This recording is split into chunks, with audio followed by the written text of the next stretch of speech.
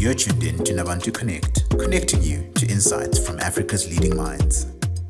Today, we're shining the spotlight on an incredible woman, Dr. Nomathemba Chandiwana, Thembi to her loved ones, like me.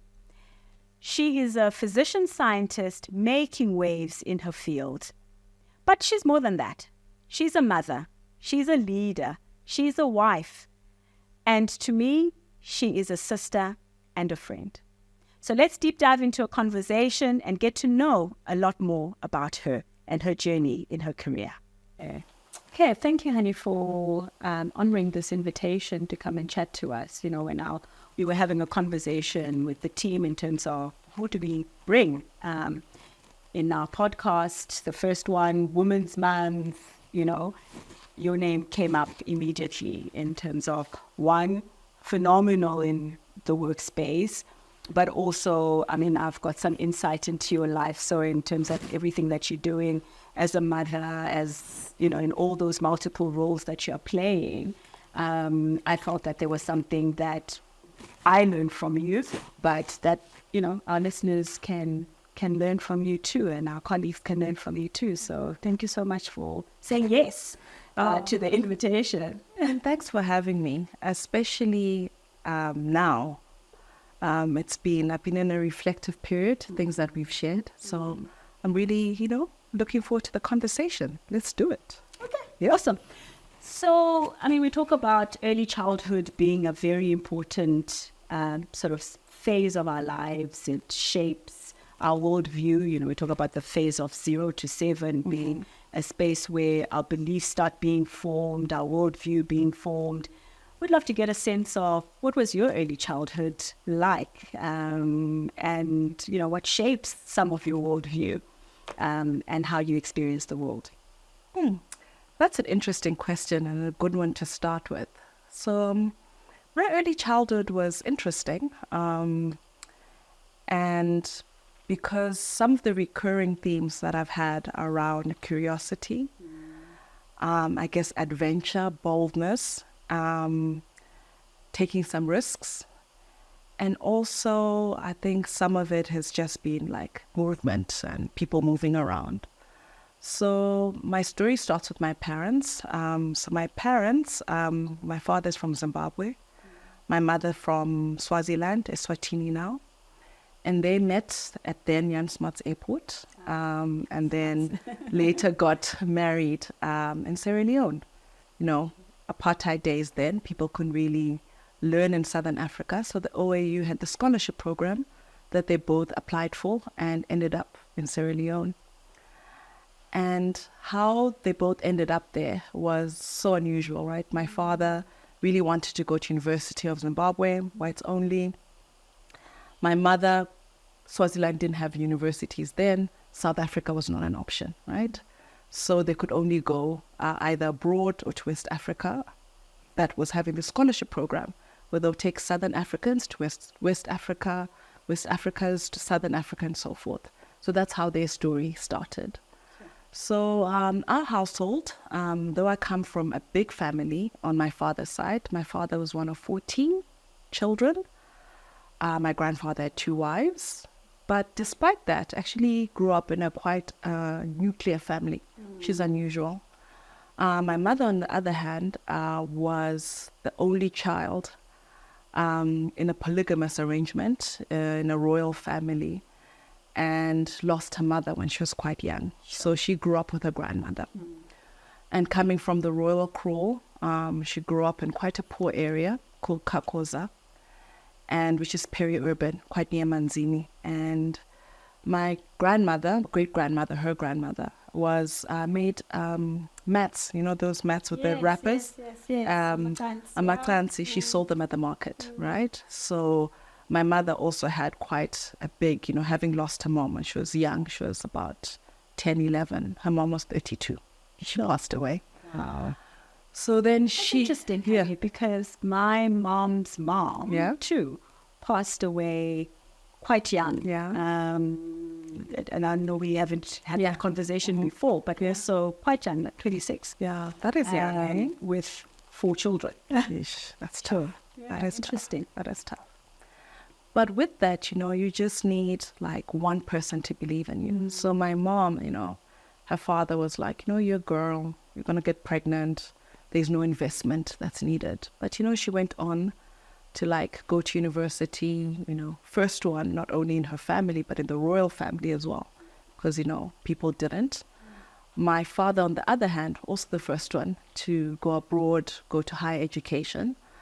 My grandfather was like a businessman, not educated, but he had like 4 shops and everything. And my father wanted to join the Liberation War at the time, but my grandfather was like, look, you need to go away. So that's how they ended up. Right? Yes.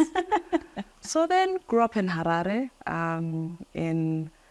which was interesting because at the time, the only language spoken in our family was English, because that's the only language my parents had in common at the time.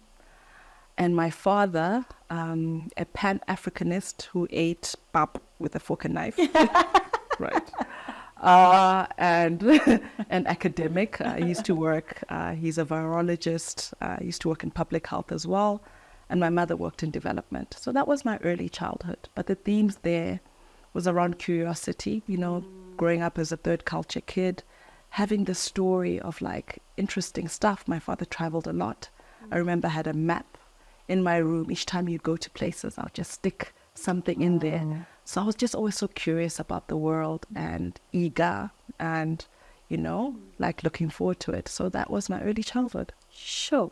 And I mean, I can definitely relate to that because often when we're out at dinner or we're out somewhere, you're the one who's going to ask questions that you're like, oh, I never thought about, kind of that question.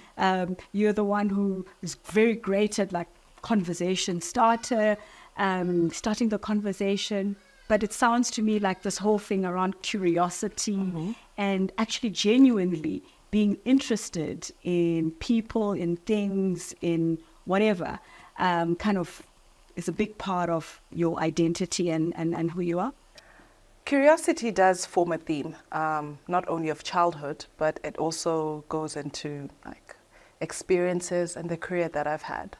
Yeah, I mean, you talk about the career because, even in my intro, I was asking you, actually, what do you do? Because I like clinical research, physician, physician, scientist, like what actually is it? I mean, I'd never heard about what you do until I met you. So it's not a career that I was familiar with growing up. So what led you into that space? How did you get into it? Oh, this one is an interesting one. Let me go back a few steps, but I'll just summarize it. So I went to like an English medium school, and I was like, this place sucks. We used to call it the Pink Prison. I just was curious about, I'm using curious as I'm using curious. Yeah. about other things. I wanted to just explore different things. And I applied to an American university, which was unusual because most people either went to a British university or Australia from the school that I went to. And American education was looked down on. But it was possibly one of the best things that I did for myself because Southern Africa, I think, is quite classist in some ways. And if you grow up in a certain LSM, you don't have the full experiences.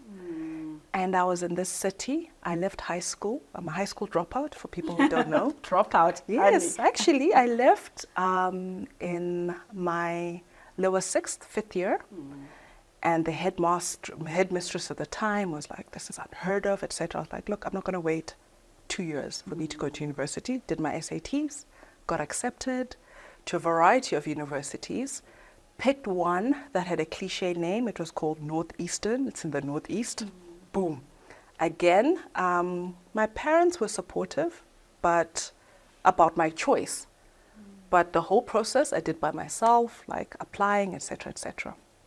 Fast forward, just 16, went to the US, never been to America before, went into this huge university that had 40,000 people, was pre-med, and it was some of the best times of my life because I was able to do science stuff, but I was also able to do I did African American literature, I did like guitar, all these different experiences that I didn't get in a rigid British kind of system. So, that was that. And then from there, graduated, went to London to visit a friend, fell in love, ended up being there for 2 years, literally met a man on a train, and ended up being in London for Romance. romance girl. Ended up being in London for 2 years, and I worked at a sugar refinery, Tate and Lyle. I was a health and safety officer. And Wait, had you finished med school? No, finished pre-med. Okay, so you did pre-med. I did finish Okay, pre-med. that's an Was American yeah. thing, right? So it was like undergrad. Yeah, It was a yeah, BSc degree in yeah. behavioral neuroscience. Okay. Yeah. Sure. And that's actually where I will touch on this as I go. That's when I actually started working sleep medicine. So I worked in a sleep lab, which was attached to Harvard. So one thing about the undergrad university I went to, they had experiential component where you got to do 6 months in school and 6 months doing real life things. So wow. I worked in a sleep lab, and that was fun, very interesting. And that's where I started research, actually, And I found it interesting, and then, fast forward, you and thing. Then my father got sick. So I had applied to go to American medical school. And then my mother called me, and I really am thankful. She was like, look, your father's got prostate cancer. He's quite sick. We knew this. He had been sick for a while, right? But he was still okay. He says, I lost my father when I was young. If it was me, right, I would want to know. I'm not saying come home. I'm not saying you have to have different choices. Oh, Mama. But I'm Sure. just letting you know so that you don't come back and say, Mom, you didn't tell me. Yeah.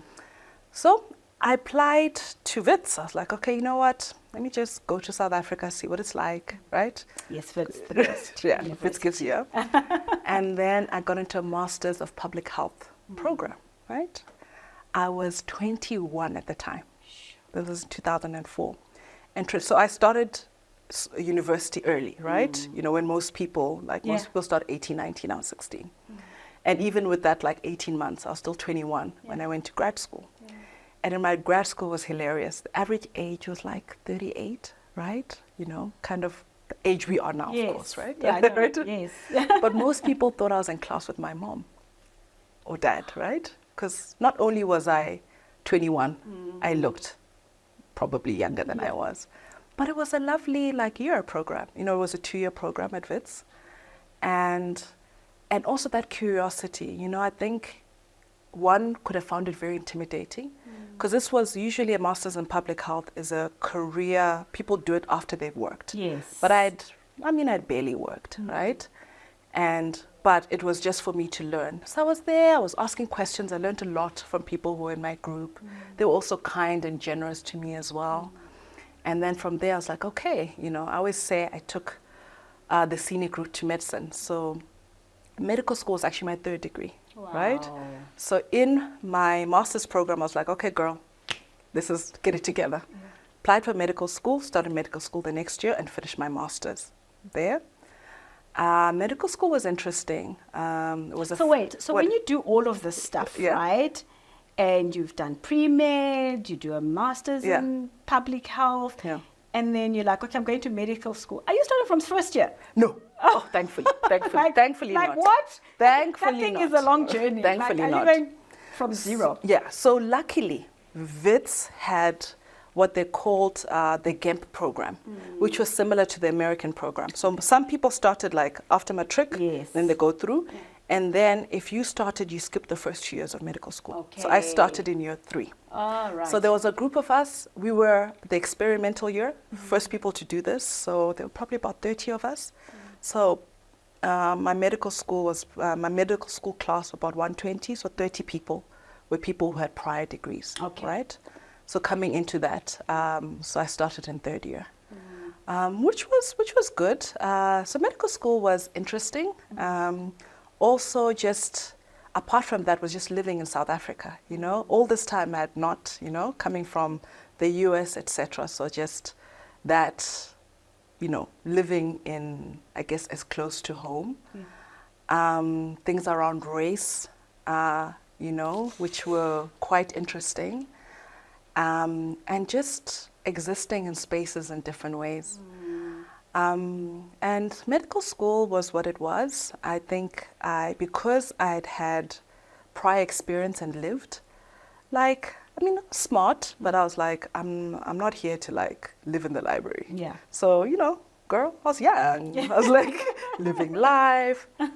Remember how Joburg was so much fun then, Yeah. right? Yeah. People like in med school. I'm like, yes, but I'm also in the this club. So it was at that time, you know, I'm just like, look, bees get degrees, right? Yeah. But it wasn't there. But that was also purposeful because as I look back, I was too eager to grow up, right? Like even leaving high school early, I just wanted to go to the next thing. And I know you would not, a funny thing, I graduated from my undergrad a year earlier than I should have. Yeah. Because, you know, they give you the course curriculum. Yes. I just highlighted the course. I didn't know you had electives. So and I used to wonder, people would come back. I'm just like, 4 o'clock, I'm still in class. It's because I was taking a higher load. So by the time I was in third year, I'd finished. No, yeah, halfway through, right? I'd kind of finished the course. Wow. So I had like 3 more to go. So I graduated a year. I was supposed to graduate in 2005. I graduated the end of 2003. Sure. Right. In terms of medical school. No, I mean undergrad. Oh, yes. Undergrad. Okay. Yeah. So I graduated a year and a half earlier than I was supposed to. It's so fascinating. But it was this thing of like, you know, there wasn't anyone on my back pushing me, but it was just like, you know, just so there is, I think the other side of being self-driven is that you hold yourself to the standard that while it's good in some ways, it's also not the best, you know. So as I'm growing and settling in who I am, it's to also allow yourself grace and space and just, you don't have to have that like clock that has to run out on you. Yeah, no, it's so interesting, you know, and as you're talking, I mean, there's so many parallels, you know, in terms of... That's why we're friends. I think, yeah. But interestingly, a lot of it we haven't even spoken about. I mean, similarly, also in varsity at 60, you know, like being at varsity early. And I'm just listening to your story about how you're like, you know, in a system where you do lower 6 and you do upper 6, and you're like, nah, Nope, cut. cut. Cut. And it talks to that whole thing about, and back to that early formation sort of years, where you learn sort of not only independence, but that sense of self being formed very early on in one's life because of kind of how one is socialized. You know, at the time you don't recognize it and appreciate it. Yeah. But just in terms of how one is socialized, and I mean, we were having a conversation now a little bit offline around, again, the similarities of being in a space where you have sort of high-profile people that come to your home and family, and how as a child, you know, that dynamic. You say a little bit more about that, the dynamics. how that worked out for you, and again informing this identity of yours that's so self-reliant and independent but strong self of self. So that sense of self really does matter. I think as a child, my opinions, especially in my family, particularly from my dad, and I think as a girl child that does matter. My opinions mattered. Like my father would, like, you know, he was like, you matter, you know, and your opinions matter. But with that as well, there was quite a big thing of do not rely on anyone, you know. Like, you know, he really did girl boss my sister and I in particular. I think my brother may speak about his experience in a different way. And that is quite powerful as a child. But also, there's been some unlearning because as we live in fellowship with other people, and as much as one is self-reliant, my story isn't about self-reliance. At every step, there have been people who've been generous and lovely and have helped me along the way. So you can create this narrative of like, you know, I did it all by myself, but it's not true. It's not true, right? And even in spaces where you have doubt, you think you have to fix it by yourself. It's hard for you to ask for help, for assistance, which are important if you're really trying to have a career of impact. Sure. Again, so I don't know why we haven't spoken about some of these things, just the similarities in terms of, you know, the father figure, particularly in a girl child, you know. And I love this thing that you talk about to say, growing up in a space where your opinion matters. You're asked of your opinion. What do you think of that? And when you do ask, you know, when you do give an opinion, it actually is considered and, you know, can actually be implemented sort of in this space. And I mean, I'm not going to go into the whole, you know, us going into fathers and daughter relationship and dynamics, but we know all of that in terms of our society and the society that we, you know, we kind of live in.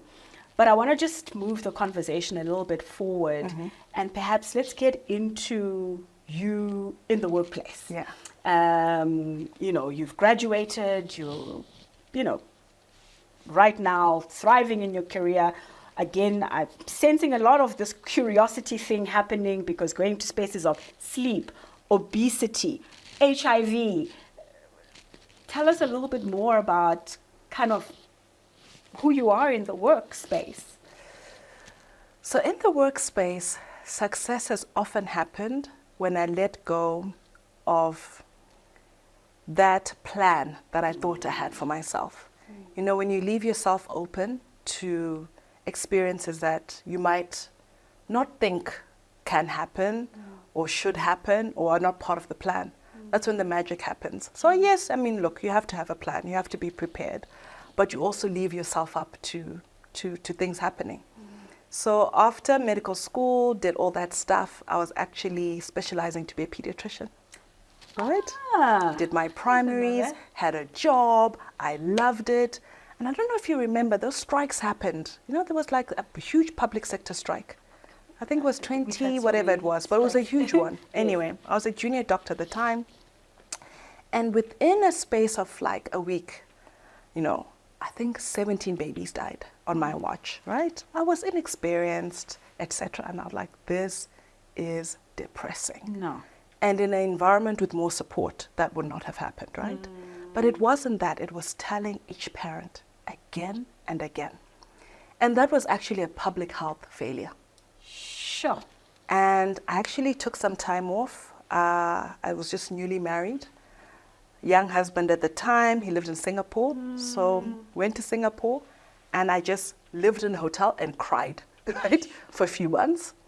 And then Singapore wasn't where it was, but it just gave me a bit of a break for a few months. Moved back, and I was like, what do I do with my life? Because I had this plan, right? I want to do this, I want to be a pediatrician, and then now I left this program, and I remember the head of the unit was like, you will never work at any Wits hospital again. Because getting like a reg post is something that is so competitive. Reg post is what, like a specialization post, yeah. And for you to give it up because you've got emotions, right? Right? I mean, you leave your emotions at the door. That you've got the trauma of like all these things. Like, you know, we also, I think medicine is a harsh system. So then it was like coming back, what do I do? You know, and then I was like, you know what? Let me be a researcher, right?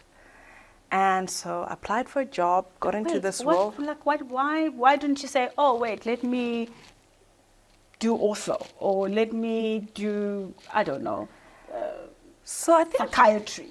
So there were two influences. One, I'd always wanted to be a researcher. She says, she thinks, who knows, right?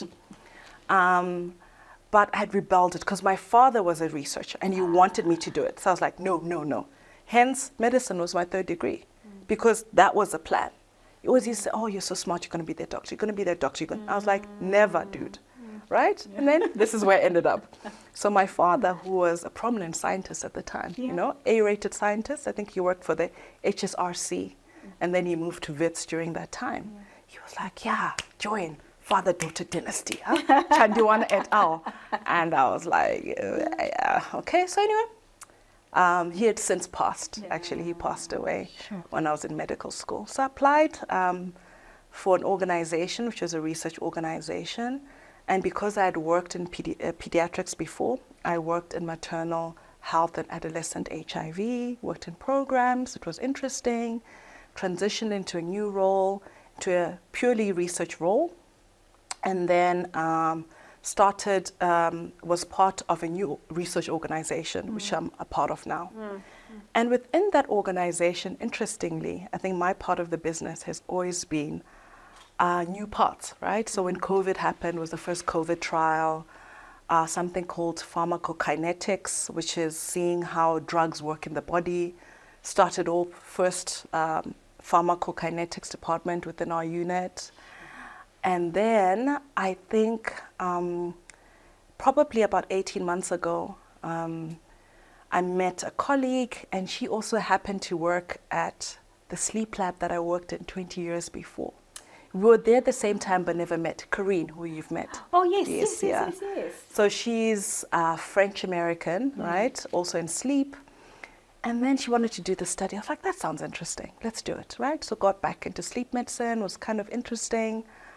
And then together with quite, I think, a wonderful woman, Alison, who's been a great mentor for me. And with this partner, we opened up one of the first clinical academic research labs in South Africa. And that opened just about a year ago, last year. Oh, God.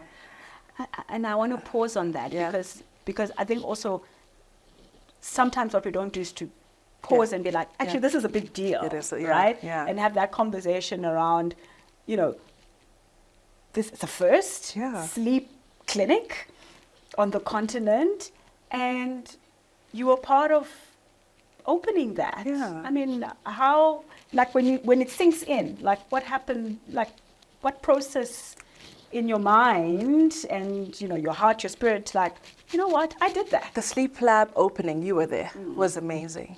But not just for speaking about that, but the dual sword, or I say sides of success, is that you often don't pause to look on your successes. You're like, this is that, next, this is that, next.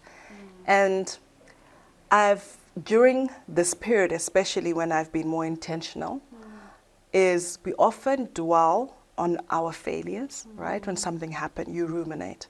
But when your success happens, because you expect success, it kind of happens and you just move on to the next thing. Yeah. So it's taken me a bit of time, and sometimes when I'm in the sleep lab alone at night, I'm just like, you know what, this is great.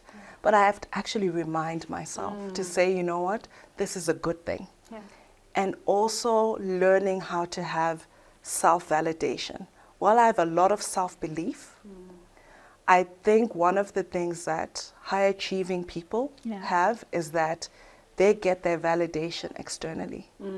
And then that's a problem, right? Because while you know that you're capable of things, when they do happen, and guess what? They're not rolling out the red carpet. They're not going, la. Well done. Then you just wonder, did I miss the mark? Yeah. So even in this process, it's just learning to own your own success, right? And also learning not to be okay with not being liked or not being celebrated in other terms. I think that's been a good learning for me, And I would say this to other people, is that often we're waiting for people to say, well done, right? You actually have to be like, well done to me. I've done it. Yeah. And I mean, I know a big part of this, in fact, the whole thing is to focus on you. Yeah. But I think there's some gems in terms of what you do that can be of value to people. So why a sleep clinic? Like, why would you have a thing around sleep? And maybe touch on it based as well on, we've spoken a lot about this, our weight and, obesity. And I know that's something that you're also, working on. Why sleep? Why these things? Why do they matter? One word, equity. So I'm, 1% of of knowledge in the world is actually driven by Africans. 1%? 1% of global knowledge is actually by Africans. This is publications, etc. 1%, right? Goodness, okay. And a lot of things that we know are not researched in women generally, and certainly not in African populations. Yeah, yeah. So I hear part of my curiosity is also representation. And this is why I love the work that I do, and what drives me. Yeah. Is so while my experiences in HIV, I mean that you look through that with an equity lens, right? Who's affected? Black women usually, right? Yeah. The forgotten and people that people don't care Yeah, about, yeah. right? Same with sleep. Do you know of all the issues that we have around sleep, etc.?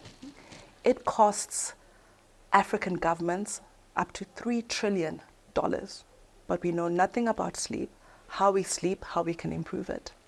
Global warming and sleep. If you live in a mkuku, what does that affect your sleep, right?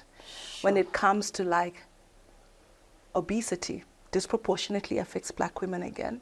So that the things that I choose, I go through it through an equity lens, because especially when I go to like meetings, you know, one of the things, I'm a researcher, and in my work is really 3 pillars, which is research output, academic stewardship, which is really around talking at conferences, etc.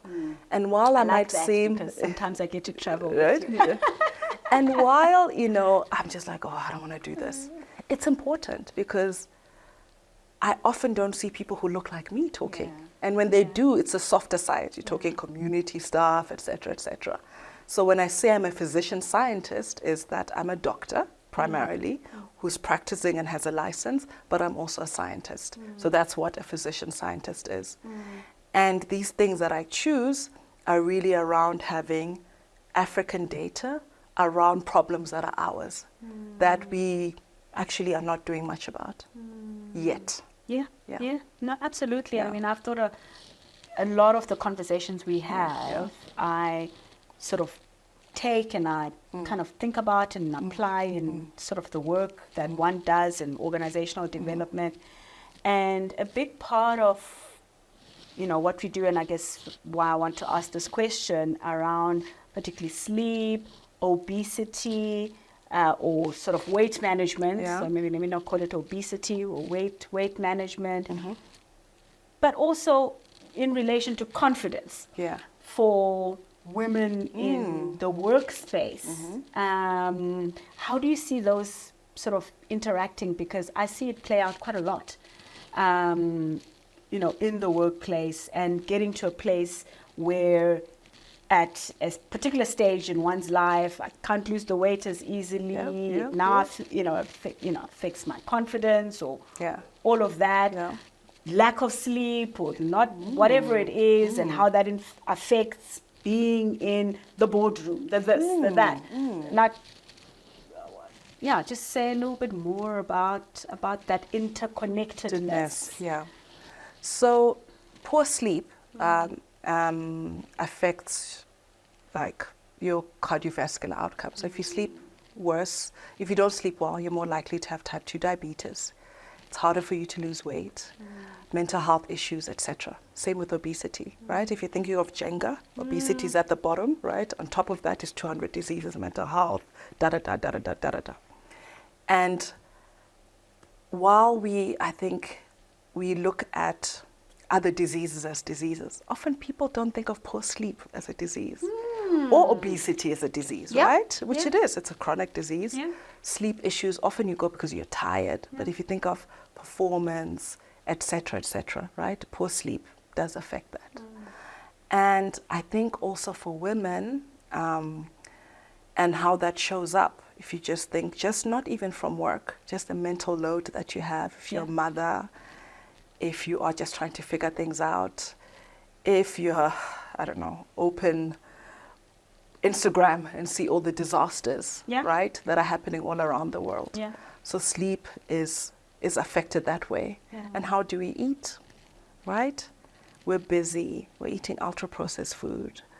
You don't have time to cook, or do you want to cook?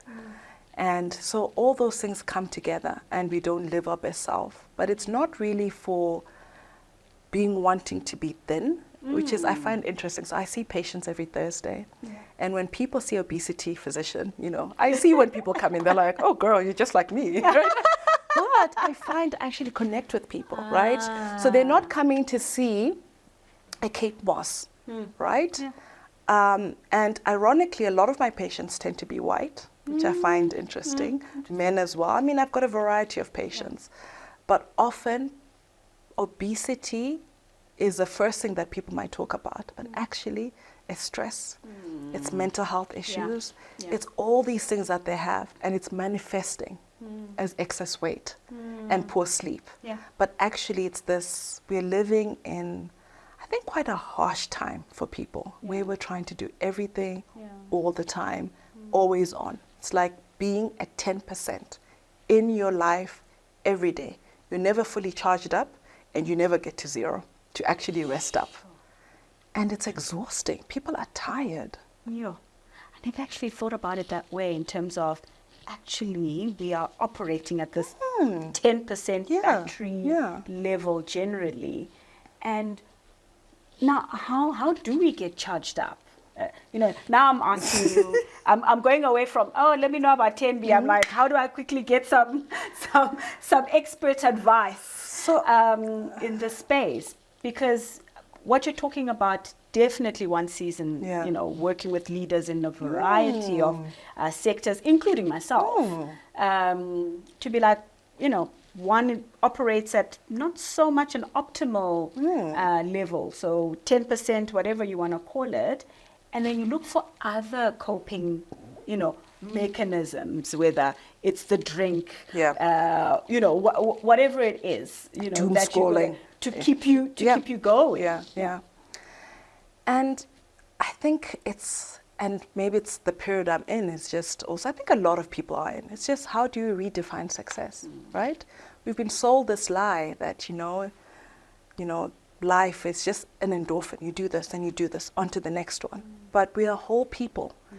And as we look at whole people, we give so much of ourselves into one area of our lives, right? What are your relationships like with your family, with your spouse, with your partners, with your children, and primarily with yourself? Do you like yourself? Do you spend time with yourself? All these things I think are important as you think of pouring into yourself. And I try to do things, not successfully, but I try to do it just almost like self-care is like this radical concept. Because you're just pouring out, giving out, doing more.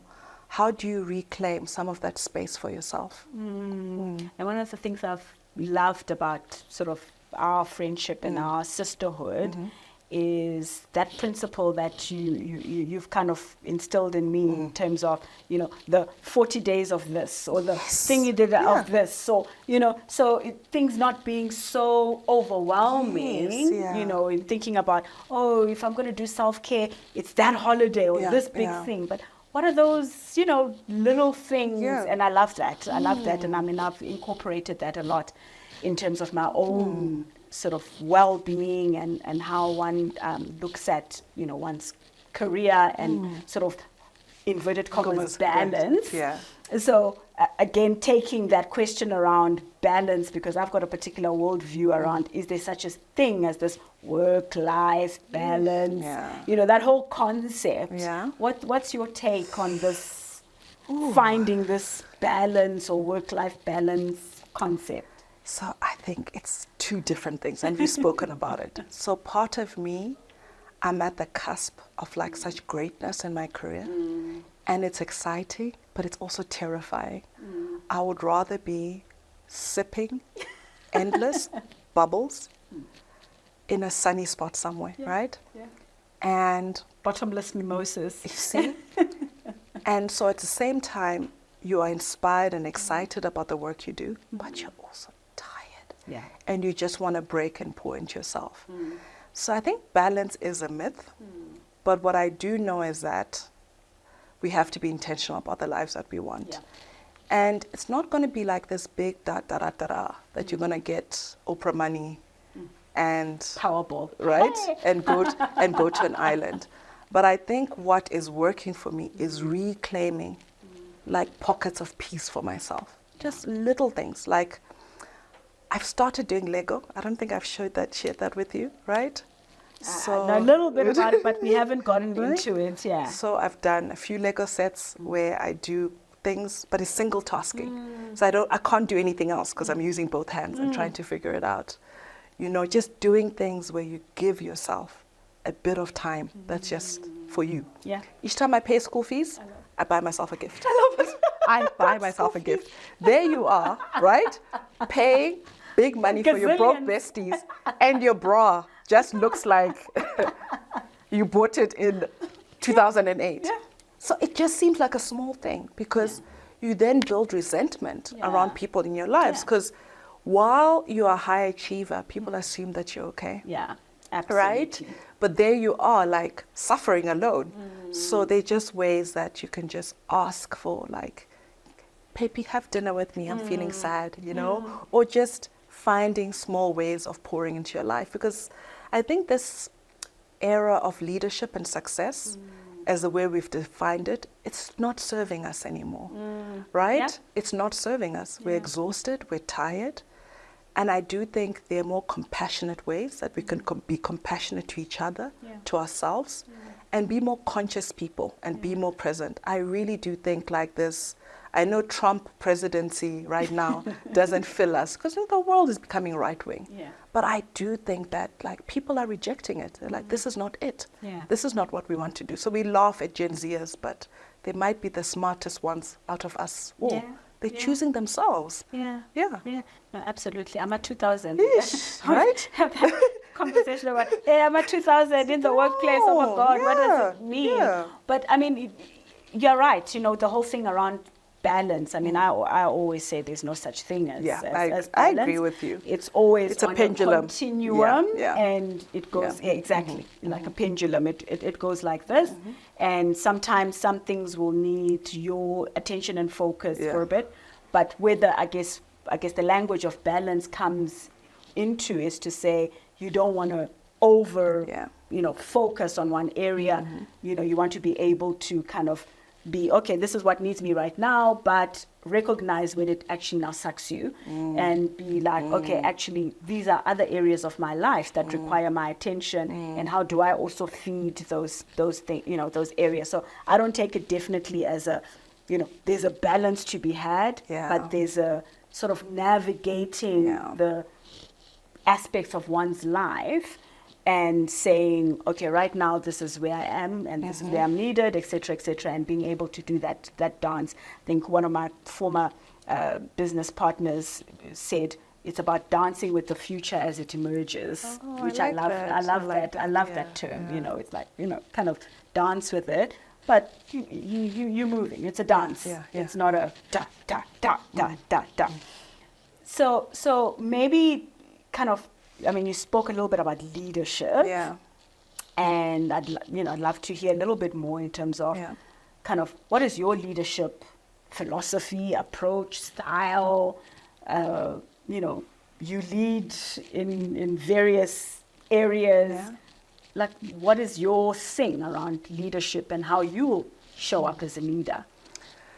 So I'm a leader in my organization. I'm one of the directors where I work, and I also have leadership roles in several organizations.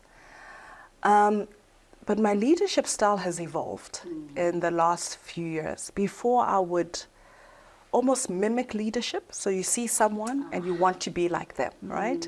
So there's a part of you that you suppress, like, oh, that's too much for the people, right? Well, I mean, I think authenticity is something we bounce around. I know that as a Black woman, I cannot be my full self in all ways, right? I get that. We code shift. However, I think there's a... That's deep. Yeah. There's a lot of depth in there. That whole thing is layered. Yeah. But there is a way that you can exist and lead being your authentic self. So if you saw me at work, you would recognize me. Yes. Whereas there's some people, you see them in different parts of their life, you're like, who the hell are you, right? So I think that's been one of being authentic. Two, and you helped me with that actually, even when the herd seems to be going that way, and you in your heart feel this is wrong, speak up, right? You don't know. I mean, there've been times I'm just like, you know what? whatever. But you know what, when you speak up, not only do you make peace with yourself, because that alignment between your ideal self and your real self, you want it to be as narrow as possible, right? And speaking up, right? Especially in times of like, when you think things are unfair or they could be handled differently, right? It also tests you, right? Because, you know, sometimes it goes really badly. Like, you know, sometimes you speak up and it doesn't work out good for you, right? But I think just around speaking up. And then three, the third point is also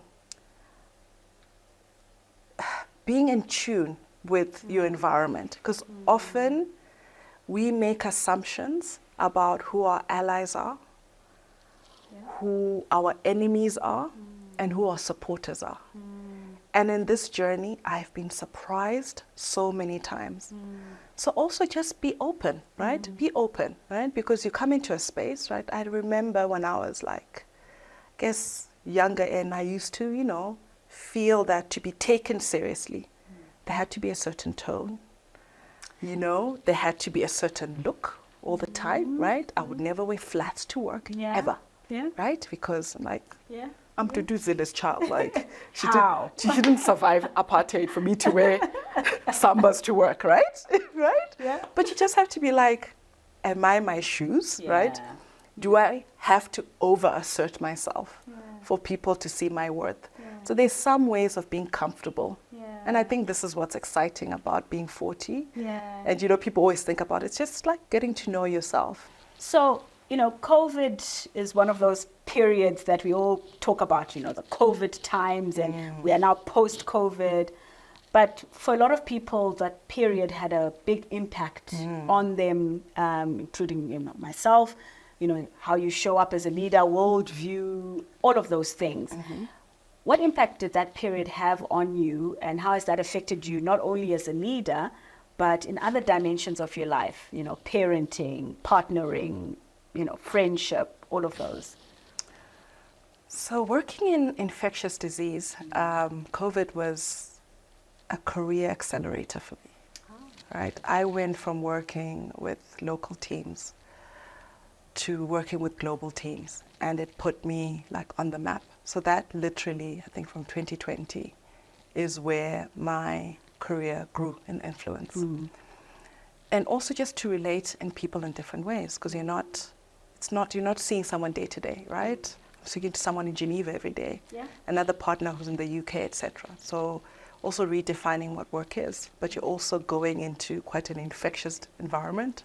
I was running one of the only COVID trials that completed in South Africa. And it was my first time like leading quite a big, quite expensive study. I think that's when I actually got for the first time I got a sense of actually what you do. I mean, you've done it in HIV, and all of that, we've spoken about it a lot. But actually, wait, are you talking about testing the drugs and trialing the drugs? And that's actually what you're doing, to say, let's try a vaccine or a treatment drug or sure. But then conversely, like my world shrunk. Right? We were in the bubble, right? It was you, me, our children, right? We had to homeschool. It was horrible. I mean, I had a little baby. I mean, Munati was like less than 6 months old. So it was such, you know, so on one end, you've got all this interesting work and important work, because it was like work that could literally change the world, right? People waiting for your answers. Then at the same time, you're wondering how to get to Woolworths because do not come close to me. And at that time, because I worked, you know, with like scrubs and everything, you know, you shrunk. You don't know when you could have COVID. So it was like fear and excitement. It was a weird time. And yeah, it was a weird but exciting time. And did it have any impact in terms of when you think about your own sort of not only leadership philosophy, but kind of how you had generally shown up in the other dimensions of your life, as a wife, as a mother, as a friend, did it shift anything in you or reinforce perhaps? I mean, there were certain shifts. So one, I think from a work perspective, you had to make like quick decisions. Like I remember there was a time, there were the riots in Joburg. And a patient of mine who was in inner city Johannesburg, they didn't have oxygen, they couldn't get to a hospital. I couldn't send someone else, so I went there myself. And, so there were just things where leadership is not theoretical, right? There are things that you have to do yourself. And these things that may impact, like we lost team members during that time. How do you motivate a team in a time where people are dying from the disease that you are testing right? For. Right? Wow.